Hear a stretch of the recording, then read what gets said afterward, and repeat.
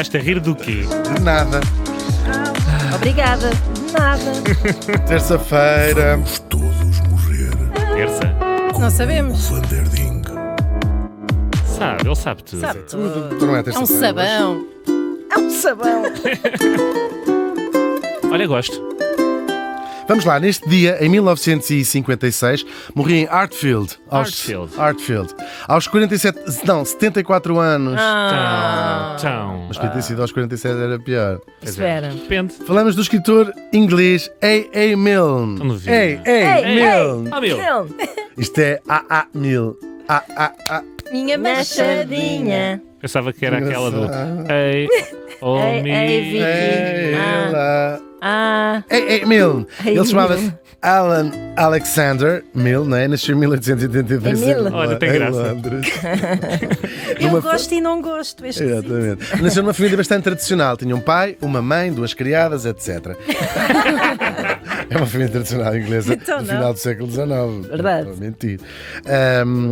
Depois ele começou por escrever para um jornal cómico chamado The Punch. É um marco na história inglesa e até do mundo. Tem lá umas edições. É incrível. É um humor que tem bem mais de 100 anos, quase 150, às vezes até mais.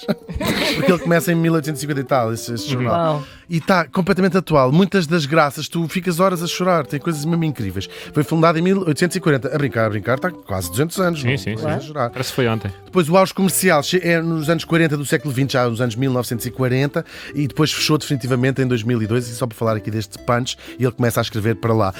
Isto tem o quê? Tem textos satíricos e depois tem desenhos, tem piadas em desenhos. Não havia propriamente um nome para a gente chamar estes desenhos, que eram sempre de políticos, não é? Então, o que é que aconteceu? Nesta mesma altura, no Parlamento inglês, havia uma proposta, uma ideia de fazer murais nas salas do Parlamento. Como cá também há os Passos Perdidos, também tem lá uns murais pintados na parede. E então fizeram uns esboços gigantes para estarem à mostra de toda a gente, do público, para ver os esboços do que é que ia ser os murais. Eram esboços feitos em cartão, em italiano, cartone. E então, cartoon, sim. E então o Punch começa a chamar cartoon àquela graça, e eles inventam, graças à Punch, a ideia de cartoon, que hoje em dia é usado em todo o mundo, bonecos para rirem. Isto Por mal. acaso preferia que se dissesse bonecos para rir. Bonecos em cartão para rir. Em vez de ser aquela, como é que se chama aquela exposição? World Press Cartoon. era World Press bonecos para rir. É verdade. Vamos fazer. Na Amadora. Exato. Bom, ele depois vai servir na Primeira Guerra Mundial. Faz favor, é chá, café, Orange juice. Lembrei-me agora. Que horror, a Primeira Guerra Mundial foi terrível. Pois foi. E se gostaste da Primeira Guerra Mundial, prepara-te para a Segunda. É pior. Foi pior. O spin-off é sempre pior. Sim, foi pior. Foi tudo pior. Foi mais comercial, não foi a Segunda Guerra? Achei mais comercial. A Sim, Segunda sim. Guerra foi mais comercial, mas morreu bem mais gente. Talvez tenha sido. Não sei como é que a gente define o que é uma guerra pior ou melhor, mas a Segunda Guerra Mundial foi muito mais tecnológica. Pois foi. Aliás, a maior parte das invenções tecnológicas militares vem da primeira, a aviação, os submarinos, tudo isso foi desenvolvido durante a Mas primeira, foi mais mas foi uma guerra afinadinho. muito ainda de trincheiras, como a gente sabe, guerra de corpo a corpo, portanto. Não sei se é mais violento morrer como uma granada ou se morrer. Um drone. Mas cá devíamos fazer uma rubrica que era críticas de guerras. A fracação ainda. Davas quanto? Assim em 10? É mais gira e magética da Primeira Guerra Mundial. Tinha a melhor fotografia. Sim, tal e qual. Nós estamos num terreno tão pantanoso. Mas vamos parar então. Os líderes militares da Segunda acabaram por ter ali umas ideias que a tornaram mais excitante em termos comerciais de filmes, não é? Aquela ideia de exterminar um povo inteiro, etc. Bom, ele vai participar na Segunda Guerra Mundial, claro, porque também se calhar não percebeu logo a primeira. As pessoas que entraram na Primeira Guerra Mundial e na Segunda. Foi tipo, eu estive na não primeira, mas eu não percebi percebi bem. Decidi voltar. É um bocado aquelas Por pessoas que junto. voltam aos reality shows, não é? Epá. Tal e qual, é o best Tipo o of. Ruben. Olha, por junto morreram para aí 100 milhões de pessoas neste espaço de. Não tem graça nenhuma. Querem continuar? Não, Querem não, continuar? eu já tinha Querem parado. Continuar? Eu disse, Querem siga. continuar? É na marca. Querem imita a voz continuar? dela. Basta. Querem continuar? Não! Mas a sua. Ele depois escreve. Ele escreve imensa coisa, para além das coisas que escrevia lá no Punch, escreve também peças de teatro, policiais, o caraças, mas a sua criação mais famosa acabou por ser uma coisa quase contra a sua. Não é contra a sua vontade. Mas foi inspirada no filho. Ele tinha um filho pequenino chamado Christopher Robin, que fazia. Ele tinha assim uma data de bonecos de peluche e o pai, ele dava sempre com os bonecos de peluche e um dos bonecos era um ursinho chamado Edward. E certa vez, estávamos nos anos 20, eles foram dar uma volta ao zoo e o pai já há muito tempo que andava inspirado em escrever uma história para ele, mas com os bonequinhos todos dele, que era assim vários bonecos. E eles, no zoo, uma das grandes atrações do Zoo de Londres, que é o zoo mais antigo do mundo, tem assim uma coisa gigantesca, era uma atração, de vez em quando havia assim umas atrações que apareciam e toda a gente ver. E era um urso canadiano que tinha sido capturado, chamado Winnipeg. E o miúdo mudou logo o nome, já não queria mais o ursinho Edward, e passou a chamar-se Winnie. O pai, entretanto, juntou-lhe os outros bonecos lá do filho, que era um leitão, um burro. Um burro em forma de André Santos. Eu sei onde é que isto vai dar. São os melhores. E um tigre. E estes bonecos existem mesmo, estão em exibição em Nova Iorque, os bonecos originais do miúdo.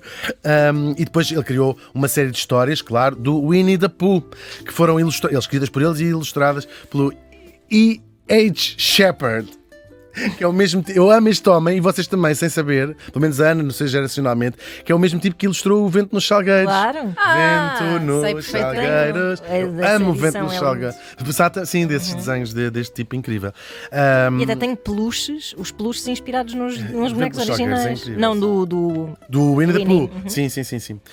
Ele, no fundo, este Shepard é o Arlindo Fagundes. É, por acaso é, tal e qual. O Não sei como é que Arlindo não se fizeram, Fagundes. não sei como é que não se fizeram peluches da coleção Uma Aventura do Feial E do Caracol. do próprio Do Chico. Caracol. do Bora próprio tratar Chico, disso. O que é que a gente tem que falar? as próprias para tratar gêmeas em peluche. Teresa e Luísa. Vamos à Toys R Us.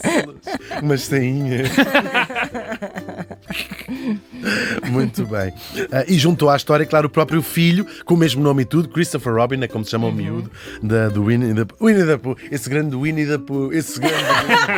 O Pooh vem de onde? Não é de fezes? Não.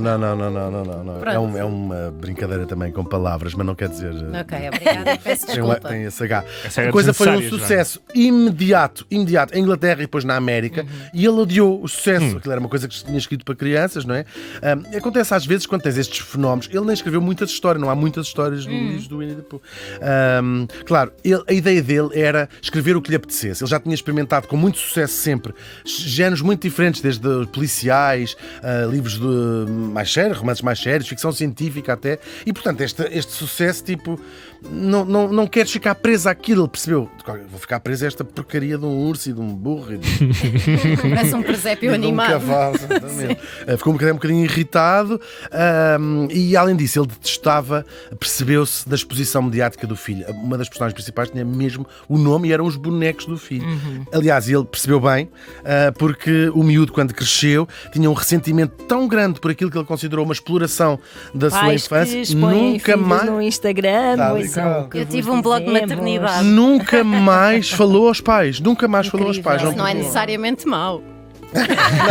Porque aquilo é, ou seja, ele era abordado na rua, ou seja, ele mudou de nome, com as mesmas iniciais, mudava de nome, não é? Porque desagradável. todos os miúdos sabem o nome Claro. dele de cor. Bom, depois o pai morreu, os direitos foram vendidos à Disney e depois já se sabe, foi o que foi uma coisa muito má. Hoje a criatura é muito mais famosa que o seu criador, claro. Ou seja, é mais famoso o urso do que o tipo que acabou por ficar a fazer figuras de urso. O Emil morreu faz hoje 67 anos. E que passe lá muitos anos sem a gente.